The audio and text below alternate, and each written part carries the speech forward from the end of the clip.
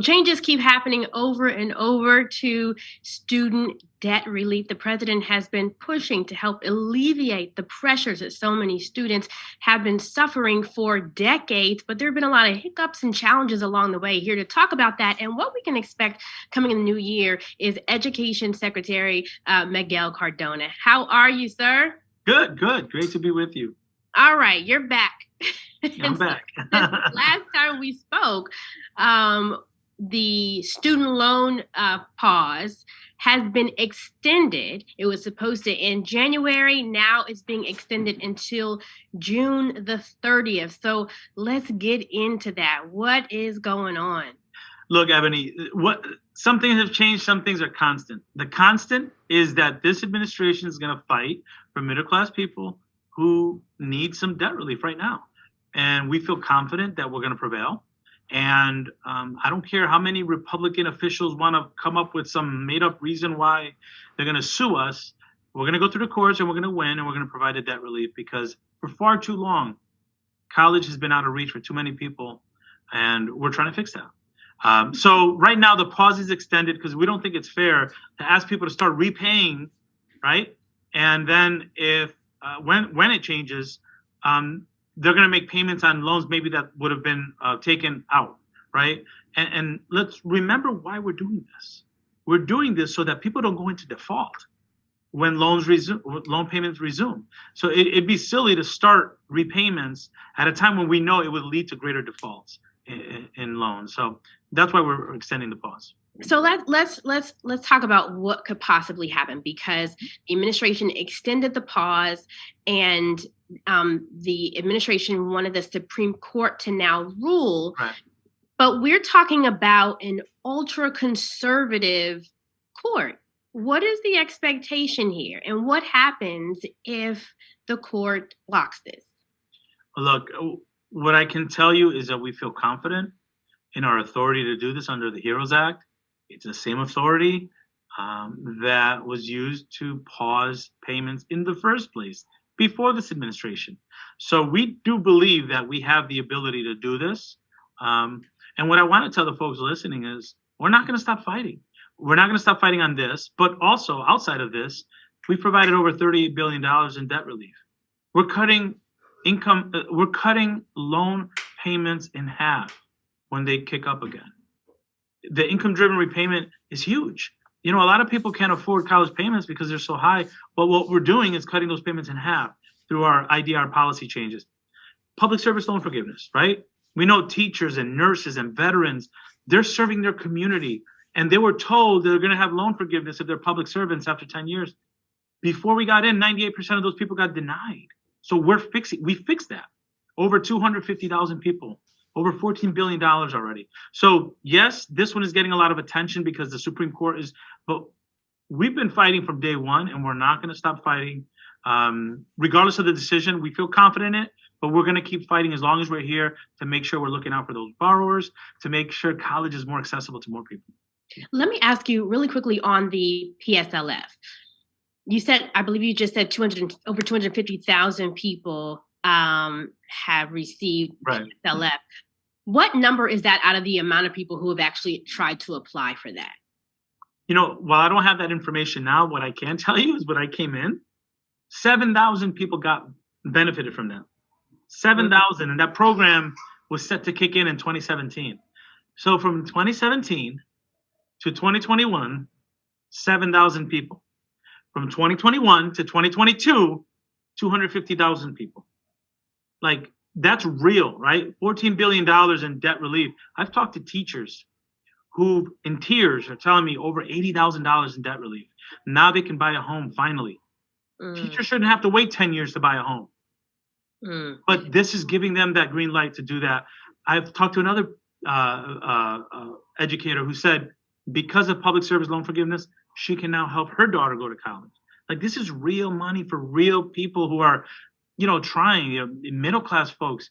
The debt relief program that the president announced, 90% of the dollars there are going to people making under $75,000 a year. Like, that's middle-class folks, right? We're not talking about corporations. People making over $125,000, they're not getting a penny. This is intended to help those who were most impacted by the pandemic recover, get back on their feet.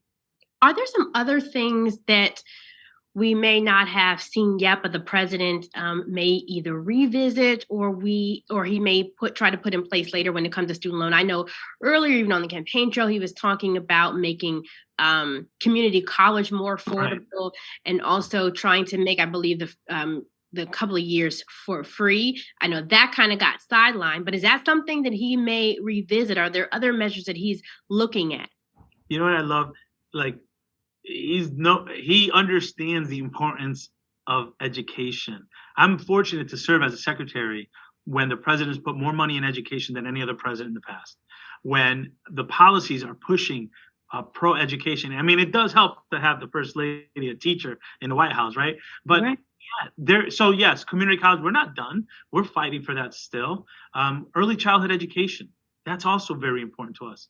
You know what? We're pushing also in this country, like, we're one of the few countries in the world that's mostly monolingual. We need to be promoting multilingualism if we're going to compete internationally. We're pushing for better pathways to careers. You know, the CHIPS and Science Act, the infrastructure plan, all the climate policies. Well, we're going to need people. We're going to need people out there that are going to be taking these high skill, high paying jobs. And it's our job to fix that. So we're creating pathways. So there's a lot of focus on education that the president is pushing, because he understands education opens doors, as it did for you and as it's done for me. So I'm so fortunate that he's, you know, we know in Build Back Better that community college proposal was a part of it. And because that didn't go through there, doesn't mean that we've slowed down. We're still fighting for it here. And, you know, we want to make sure higher education is accessible to more people, especially people that look like me and you. You know, in the past, we've normalized the fact that there are gaps in access. Well, we got to do something about it, and this president is. Let me ask you, where are you now before you received this position, and now seeing all of the hurdles that you have to go through with all the pushback from the Republican Party, but also seeing the need for a reform in education? How has your thought or thinking shifted, and where do you want to be in 2023? What are some of the efforts that you really want to go for? Look, I'm a blue collar kid from Connecticut, first gen college student. My parents came from Puerto Rico when they were kids. They didn't have opportunities. They sacrificed so I could have opportunities. Grit and rolling up my sleeves and getting to work and knowing how to fight for what I believe is right, it has been in my DNA from day one. So we're not going to slow down. We're not going to slow down. I need more students to have access to higher education that's affordable. I want to clamp down on these colleges that are raising prices and not providing a good product. I'll go after them. Start naming and shaming colleges that are taking advantage of our students. I want to make sure you start naming and shaming for real. And it's not just the Corinthians and the ITTs. There's a lot of public universities that are not giving a good bang for the buck for the kids. And they're leaving with debt. So if we're going to be doing debt forgiveness, we're going to stop the root of the problem too. So we're going to increase college accountability. We want to make sure that our students have rigorous curriculum. We need all of our students to be college ready by the time they graduate. And we need to have better pathways in our schools, as I said before, to fill these high-paying, high-skilled jobs. I'm more passionate now than ever before. I'm fortunate that I have a wider scope of influence now. So we're going to work bipartisan fashion, but we're not going to stop, even if some are going to try to sue us. We know what's right.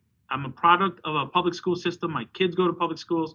It's really important to me that I do everything in my power to make them better and to make them more equitable. And we're not going to stop. And thankfully, I'm serving at a time where the president and vice president, listen, they believe it as much as I do, and they're fighting for it in their positions as well.